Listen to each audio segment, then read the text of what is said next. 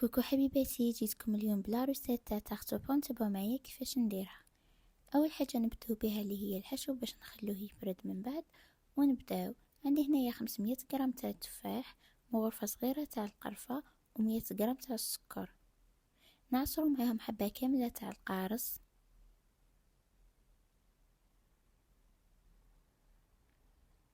نخلطوهم في بعضهم مليح ونخليوهم يطيبوا، ونروح نديروا العجينه تاعنا اللي درت فيها 2 تاع البيض. خلطتهم مع بعضهم وزدت عليهم 100 غرام تاع السكر.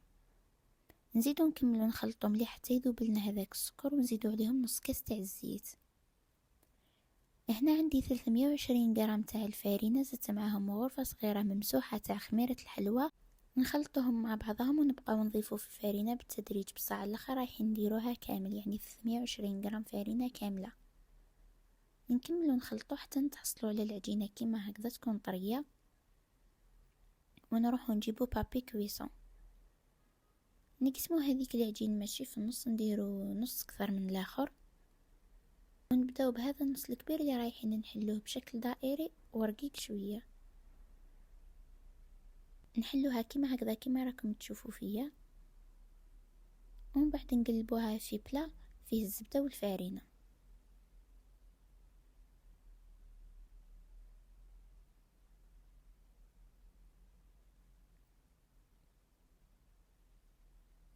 كيما هكذا من بعد نحو البابي راح يتنحى لنا بكل سهوله كيما راكم تشوفوا.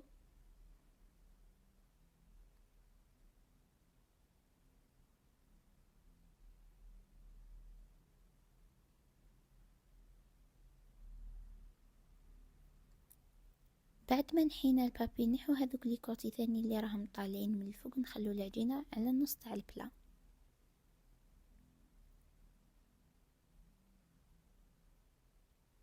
نعمليكم كيفاش خليتها، ونجيبو هذيك العجينه تاع لي كوتي مع العجينه اللي خليناها قبل، نلموها ونزيدو نحلوها رقيقه هي ثاني.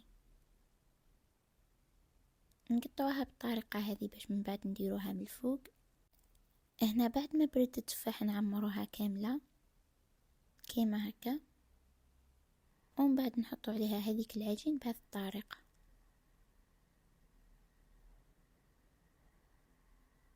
نزيدو نحولها ثاني هذو لي كوتي من الجهه هذه، وهاي لكم كيفاش جات.